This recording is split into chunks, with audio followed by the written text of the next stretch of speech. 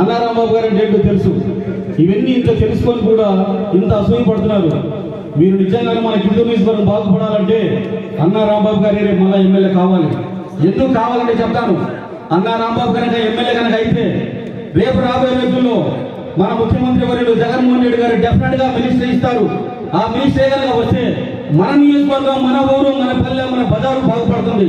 ఇది ఒక్కటి ప్రతి ఒక్క ప్రజలు ఆలోచించుకొని కుల మతాలకు అతీతంగా అందరూ కూడా ప్రేమించే వ్యక్తిని మళ్ళా తీసుకొని రావాలని చెప్పేసి మనస్ఫూర్తిగా కోరుకుంటూ అన్నా రాంబాబు గారి మళ్ళా రావాలి, మళ్ళా కావాలి అని చెప్పేసి ఎవరైనా మీ ఆలోచనలు కొంచెం మార్చుకోండి, ప్రేమాభిమానం మార్చుకోండి.